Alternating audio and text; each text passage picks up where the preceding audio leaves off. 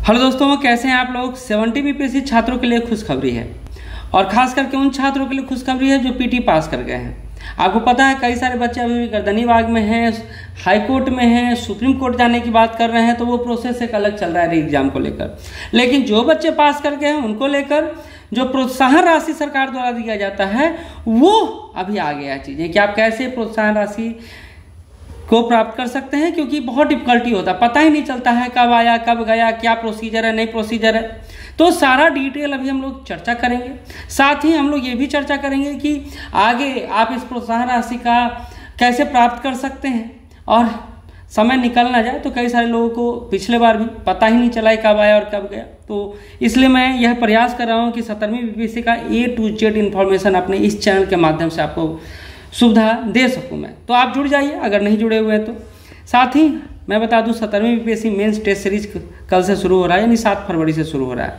हम लोग इसको 2 तरह से डिजाइन किए हैं, बहुत ही बारीक तरीके से डिजाइन किए हैं। आपको ये शेड्यूल नहीं मिला है तो आप स्क्रीनशॉट ले सकते हैं, नहीं तो टेलीग्राम चैनल हमारा ज्वाइन कर लीजिए, नीचे ही है, या व्हाट्सअप चैनल, उस पर यह शेड्यूल चला जाएगा। हमने सब्जेक्ट वाइज भी रखा है और हमने ओवरऑल भी रखा है। ये इसलिए रखा है ताकि आपको दिक्कत ना हो। अगर आप ओवरऑल भी देना चाहते हैं तब भी जुड़ सकते हैं और उसका भी फीस अलग है। और अगर आप सिर्फ टेस्ट फुल नेम देना चाहते हैं या फिर आप सिर्फ सब्जेक्ट वाइज देना चाहते हैं उसका भी फीस डिसाइड है। तो ये सामने आपके है और एक बहुत ही अच्छा प्रैक्टिस सेशन आपको ये मिल जाएगा, चीप एंड बेस्ट। और बेस्ट कैसे है तो हम लोग इसका डिस्कशन करने वाले हैं, इस टेस्ट का डिस्कशन करने वाले हैं। आपको टेस्ट का पूरा डिस्कशन आपको प्रोवाइड कराएंगे। आप इस नंबर पे व्हाट्सअप कर सकते हैं या एक और नंबर है जो हम लोग अभी ये आपके पास है, इस पर आप कॉल कर सकते हैं। व्हाट्सअप ऊपर वाले नंबर पे कर सकते हैं, कॉल इस पर कर सकते हैं। एक और शेड्यूल है कि हम लोग क्या कर रहे हैं, शेड्यूल कोर्स ला रहे हैं। आपको जो सब्जेक्ट पढ़ना है वो पढ़िए। आपको इकोनॉमिक ज्योग्राफी पढ़ना है तो इकोनॉमिक ज्योग्राफी पढ़िए, करेंट अफेयर पढ़ना है करेंट अफेयर पढ़िए, आपको हिस्ट्री पढ़ना है हिस्ट्री पढ़िए, स्टैटिस्टिक पढ़ना है, ज्योग्राफी पढ़ना है, जो पढ़ना है। सॉरी, ये ज्योग्राफी नहीं, यहाँ पर गलती हो गया, साइंस एंड टेक है, साइंस एंड टेक पढ़ना है। सबका अलग अलग फीस है, आपको इस पर नंबर पर मिल जाएगा। और अगर आप बैच ज्वाइन करते हैं तो आपको टेस्ट भी मिलेगा, कई सारा सुविधा मिलेगा जो आप इस नंबर पर प्राप्त कर सकते हैं। ठीक है, चलिए आते हैं प्रोत्साहन राशि की ओर बढ़ चलते हैं। साथ ही ऐसे का भी टेस्ट है, उसका भी नीचे बता दूंगा मैं। ये देखिए आप क्या लिखा गया है, सिविल सेवा प्रोत्साहन राशि योजना महिला एवं बाल विकास निगम बिहार समाज कल्याण विभाग द्वारा सिविल सेवा प्रोत्साहन राशि योजना के तहत बिहार लोक सेवा यानी बीपीएससी के 70वीं संयुक्त प्रतियोगिता परीक्षा में जो छात्र उत्तीर्ण कर गए हैं उन्हीं को यह दिया जा रहा है। किनको किनको दिया जा रहा है तो सामान्य वर्ग, आर्थिक रूप से कमजोर वर्ग, पिछड़ा वर्ग के अस्थायी निवासी महिला अभ्यर्थियों को योजना का लाभ आच्छादित करने के लिए ऑनलाइन आवेदन करना होगा। तो ये सुविधा आपको दिया जा रहा है। तो किन किन को दिया जाएगा, कौन अभ्यर्थी हैं जो इस सुविधा का लाभ ले सकते हैं, बहुत बारीकी से समझिएगा। और ये अगर आपको चाहिए तो मैं अपने टेलीग्राम या व्हाट्सएप चैनल पे, जो लिंक आपको नीचे कमेंट बॉक्स में दिख भी रहा होगा, वहां आपको मिल जाएगा।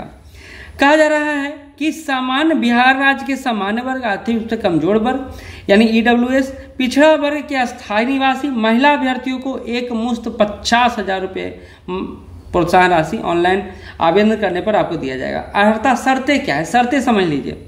पहला बात तो यह डोमिसाइल यहाँ दिखता है, बिहार राज्य का निवासी होना चाहिए। दूसरा, बिहार सरकार में अनुसूचित जाति जनजाति अत्यंत पिछड़ा वर्ग में नहीं होना चाहिए अगर आप इसमें हैं। नेक्स्ट है वो ये है कि बीपीएससी आयोजित 70वीं प्रतियोगिता परीक्षा उत्तीर्ण होना चाहिए। एक बात और आपको जानना चाहिए, अगर आपने 68, 67 या फिर 69 में या फिर किसी में भी आपने एक बार प्रोत्साहन राशि ले लिया है तो दोबारा आपको नहीं मिलेगा, यानी एक बार ही देय होगा, एक बार ही लाभ मिलेगा। और साथ ही अगर पूर्व में से किसी सरकारी लोक उपक्रम, राज्य सरकार द्वारा वित्त संपोषित संस्थान की सेवा में कार्यरत नियोजित अभ्यर्थी को इस योजना का लाभ नहीं दिया जाएगा। तो जो सेवा में नहीं है उन्हीं को लाभ मिलेगा, ये भी बात स्पष्ट है। कैसे आवेदन करना ये देख लीजिए।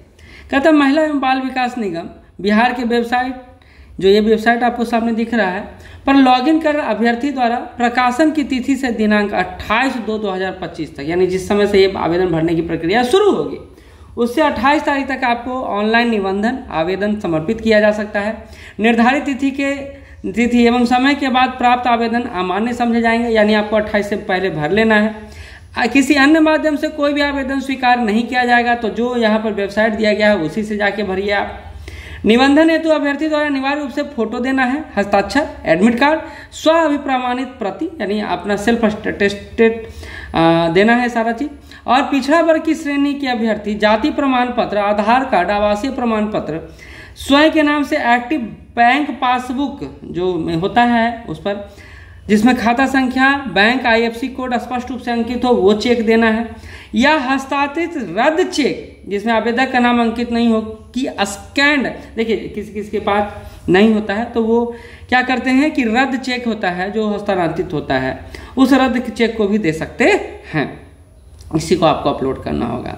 कहा जा रहा है अभ्यर्थी को आधार बैंक खाता से सीडेड यानी DBT के लिए आवश्यक होना चाहिए, यानी डायरेक्ट बेनिफिट ट्रांसफर आपके अकाउंट में जाना चाहिए। आधार सीडिंग और बैंक खाता से आधार लिंक अलग चीजें हैं। जिसमें भी बैंक अकाउंट आधार के साथ सीडेड नहीं है उनका प्रोत्साहन राशि भुगतान नहीं किया जाएगा।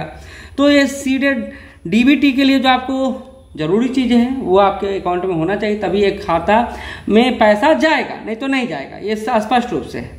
ठीक है, कहता है कि इसके साथ ही किसी सरकारी लोक उपक्रम राज्य सरकार द्वारा वित्त संपोषित संस्थान की सेवा में कार्यरत या नियोजित नहीं है, उन्हीं को यह दिया जाएगा। साथ ही कुछ और बातें हैं जो आप समझ लीजिए। कहता है कि इस संबंध में फर्स्ट क्लास जुडिशियल मजिस्ट्रेट और एग्जीक्यूटिव मजिस्ट्रेट के स्तर पर निर्गत शपथ पत्र की स्कैन प्रति यानी जीरोक्स ऑनलाइन पोर्टल पर अपलोड करना होगा। और अभ्यर्थी के पास सक्रिय ईमेल आईडी होना चाहिए, उसी ईमेल पर सारा चीजें आएगा। अभ्यर्थी अपनी ईमेल प्रक्रिया पूर्ण रूप होने तक सक्रिय रखें, यानी आप उसको डीएक्टिव ना करें, चेक करते रहें बार बार ऑनलाइन, क्योंकि कोई भी त्रुटि होता है ना तो आपके ईमेल पर भेजा जाता है। और अगर आप नहीं देख रहे होते हैं तो आपका ईमेल आता है और आप नहीं देखे तो पैसा फिर आने में दिक्कत होगा ही होगा। ऑनलाइन माध्यम से आवेदन करते समय अभ्यर्थियों को वांछित सूचनाएं सही अंकित करनी होगी। इसमें किसी तरह का त्रुटि की जिम्मेदारी अभ्यर्थी का होगा, वो वहां का नहीं होगा। आपको अपलोड करना है, सही से अपलोड करना है, सिंपल बात है। यदि किसी अभ्यर्थी द्वारा गलत सूचना देकर इस योजना का तहत अनुमान राशि प्राप्त की जाती है तो उसके विरुद्ध वैधानिक कार्रवाई होगी। यानी अगर आप फौर्जरी करके पैसा उठाते हैं तो आपको तो भुगतना ही पड़ेगा, सिंपल बात है। ऑनलाइन की अंतिम तिथि है 28/2/2025 और विस्तृत जानकारी आपको इस वेबसाइट पर जाके मिल जाएगा। साथ ही अगर आप कुछ और जानना चाहते हैं तो ये नंबर है आपके सामने स्पष्ट रूप से दिया हुआ है, इस पर कॉल कर सकते हैं। तो ये स्पष्ट रूप से है कि आपके लिए यह सुविधा दिया गया है जो पीटी पास कर गए हैं, लेकिन सभी के लिए नहीं है, खास करके महिला अभ्यर्थियों के लिए है। कुछ और लोगों को अन्य बेनिफिट भी दूसरे योजनाओं के तहत मिलता है तो उनको तो मिलते रहेगा, लेकिन ये प्रोत्साहन राशि आपको मिलेगा। साथ ही बता दो ऐसे का टेस्ट शेड्यूल भी है, ये आपके सामने ही। एक टेस्ट आपका हो चुका है, 2 टेस्ट आपका हो चुका है, और अगर ये टेस्ट दोबारा देना चाहें तब भी आप दे सकते हैं, कोई दिक्कत नहीं है। इस टेस्ट से भी आप जुड़ सकते हैं, ठीक है। 8 फरवरी और 15 फरवरी, 22 फरवरी, ये सारा डेट है जो आपको दिख रहा होगा, इसी पर आप टेस्ट दे सकते हैं, ठीक है। तो फिर ज़्यादा सूचना के लिए आप व्हाट्सएप या कॉल कर सकते हैं। धन्यवाद।